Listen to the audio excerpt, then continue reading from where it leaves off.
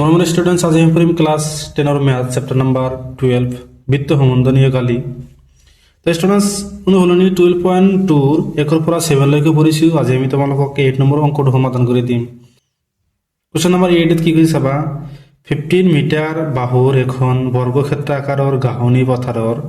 এটা চুকত এটা খুঁটিত 5 মিটাৰ দীঘল ৰছীৰে এটা ঘোঁৰা বান্ধি থোৱা আছে এই চুকৰ পৰা কি কৈছে কিমান মিটাৰ দূৰত্বত কি ঘোঁৰাটো বান্ধি থোৱা হৈছে 5 মিটাৰ দূৰত্বত বান্ধি থোৱা হৈছে এক নম্বৰ কোৱেশ্চনত কি কৈছে চাবা চিত্ৰ 12.11 ঘোঁৰাটো য'ত চৰিব পাৰে মানে ঘূৰিব পাৰে পথাৰখনৰ সেই অংশটোৰ কালি নিৰ্ণয় কৰা মানে ইয়াৰ পৰা ইয়ালৈকে কি ইয়াৰ পৰা ইয়ালৈকে আহিলে ইয়াৰ ভিতৰৰ কি যি কালি আছে এই কালিটো আমাক উলিয়াব লাগে দুই নম্বৰ কি কৈছে যদি ৰছীডাল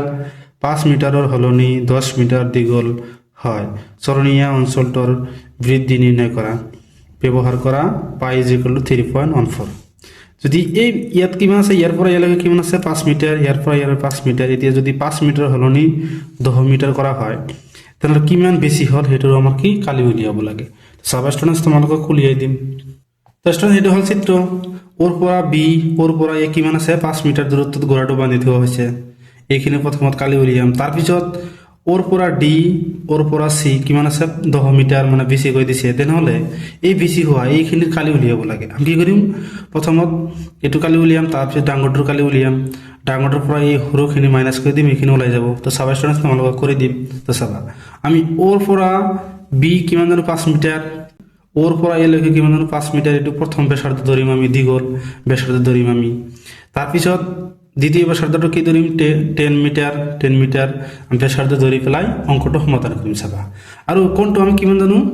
90 ডিগ্ৰী কিয় কাৰণ এটো কি আমাক কি দি আছে বৰ্গ চাৰিটা কোণৰ যোগফল আমি কিমান জানো 360 ডিগ্ৰী তেনেহলে এটো 90 ডিগ্ৰী এটো 90 ডিগ্ৰী এটো 90 ডিগ্ৰী এটো 90 ডিগ্ৰী মানে চাৰিটা কোণে আমি সমান জানো বাহুবিলাক আমি কি জানো সমান তাহলে থিটা আমি কিমান জানো 90 ডিগ্ৰী তো সাবা সমাধান কৰি দিম তো স্টুডেন্টস গিভেন দ্যাট আমাক কি দি আছে আমি তো আর ধরিম ক্যাপিটাল আর ধরিম কিমান 5 মিটার আর থিটা ইজ ইকুয়াল টু আমাক কিমান দি আছে 90 ডিগ্ৰী প্ৰথমত আমি ও এ বি ৰ কালি উলিয়াম চাবা প্রথমত আমি কি ও এ বি র কালি আমি কি জানো থিটা ডিভাইড বাই ঘনবৃত্ত কালি এটো আমি জানো ঘনবৃত্ত থিটা ডিভাইড বাই 360 ইনটু পাই আর স্কয়ার যেহেতু আমি এটো ক্যাপিটাল আর ধরিছো ক্যাপিটাল আর লিখিম তো মানবৰ বহাই দিয়া থিটা মানে আমি কি জানো 90 ডিগ্ৰী ডিভাইড বাই 360 ডিগ্ৰী ইনটু পাই আমাক কিমান ব্যৱহাৰ কৰিব কৈছে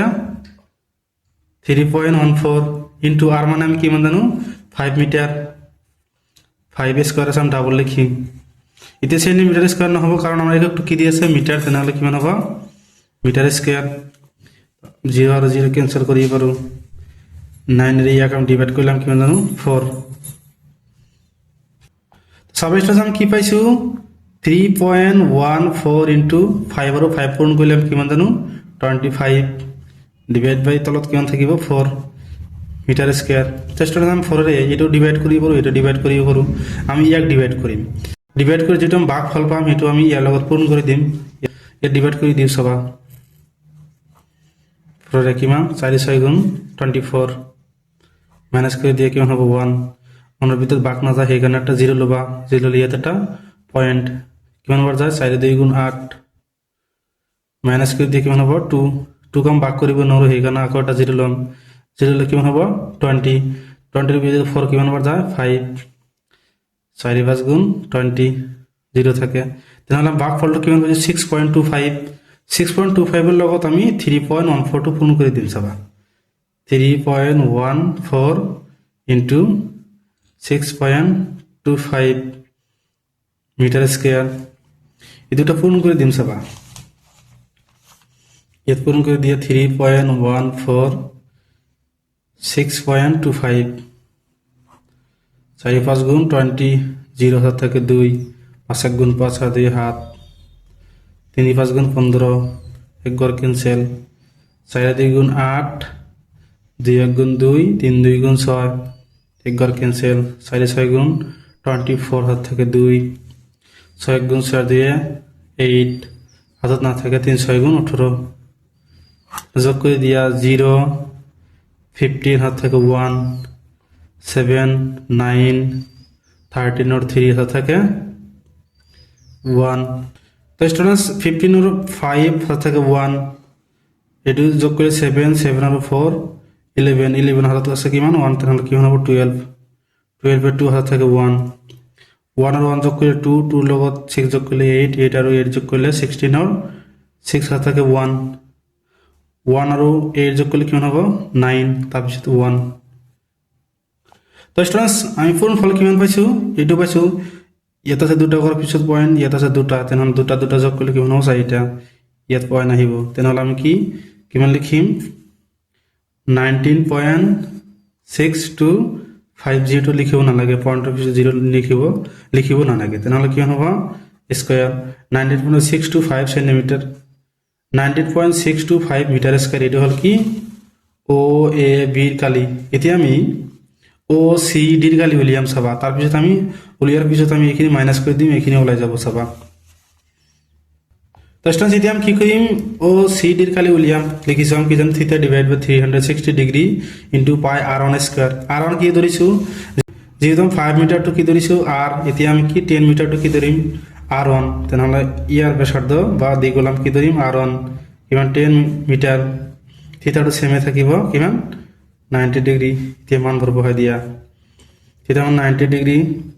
ডিভাইড বাই 360 ডিগ্রি ইনটু পাই মানে আমি কিমান জানো 3.14 ইনটু r1 মানে আমি কিমান জানো 10 10 ইনটু 10 মিটার স্কয়ার 0 আর 0 ক্যান্সেল 9 এর 1 ডিভাইড করলাম কি জানো 4 4 কে আমি 0 ডিভাইড করলে কি জানো 2 2 রে 10 এর ডিভাইড করলে কি জানো 5 এখন 2 রে আমি 10 এর ডিভাইড করলে কি জানো 5 তাহলে কি মান থাকে 3.14 ইনটু 5 আর 5 পূরণ করলে কি জানো 25 মিটার স্কয়ার তো স্টুডেন্টস এতিয়া আমি কি কৰিম এটো লগত এটো পূৰণ কৰিম যেটো পূৰণ ফল পাম হেটো আমাৰ কি হ'ব ও সি ডি ৰ কালি তো পূৰণ কৰি দিয়া 3.1425 5 গুণ 20 থেকে 2 5 গুণ 5 দিয়ে 7 3 5 গুণ 15 ক্যান্সেল 4 2 গুণ 8 2 1 গুণ 2 3 2 গুণ 6 0 15 8 7 কিমানটা কৰাৰ পিছত পয়েন্ট আছে দুটা তেনেহলে ইয়াত তিনিটা কৰাৰ পিছত পয়েন্ট আহিব তেনেহলে কিমান হ'ব 78.5 পয়েন্টৰ পিছত 0 লিখিব নালাগে মিটাৰ স্কয়াৰ তো স্টুডেন্টস এটা আমি পাইছে কি ও সি ডি ৰ কালি আৰু তাৰ পিছত আমি কি পাইছো ও এ বি ৰ কালি এতিয়া আমি কি কৰিম ও সি ডি ৰ কালিৰ পৰা ও এ বি ৰ কালি মাইনাস কৰি দিম এখিনি কালি পাই যাম তো চাবা স্টুডেন্টস এতিয়া আমি কি কৰিম ও সি ডি ৰ কালিৰ পৰা ও এ বি ৰ কালি মাইনাস কৰি দিম ও সি ডি ৰ কালি আমি কিমান জানো 78.5 মাইনাস ও এ বি ৰ কালি আমি কিমান জানো 19.625 মিটার স্কয়ার তো স্টুডেন্টস এটা মাইনাস করে দিম চাবা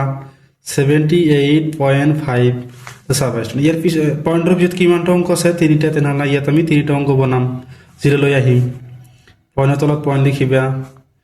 19.625 মাইনাস কৰে দিয়া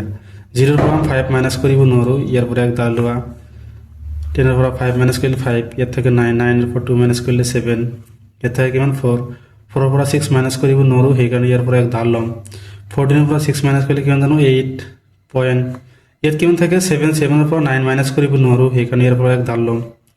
17 ৰ পৰা 9 মাইনাস কৰিলে কিমান থাকে 8 তাৰ পিছত ইয়াত কিমান থাকে 6 6 ৰ পৰা 1 মাইনাস কৰিলে কিমান জানো আমি 5 তেনেহলে আমি কিমান পাইছো 58.875 মিটার স্কয়ার 58.875 মিটার স্কয়ার এটা হল কি চৰণীয়া অঞ্চলটোৰ বৃদ্ধিৰ কালি বেশি বৃদ্ধিৰ কালিটো ওলাই গৈছে তেনেহলে লিখি দিবা লাষ্টতে থেকে বৃদ্ধিৰ কালি আমি কিমান পাইছো 58.875 মিটার স্কয়ার এটা আমার খবর কি এটা আমার উত্তর। তো স্টুডেন্টস ভিডিওটি ভালো লাগলে চ্যানেলটা সাবস্ক্রাইব করে দিবা। Thank you students.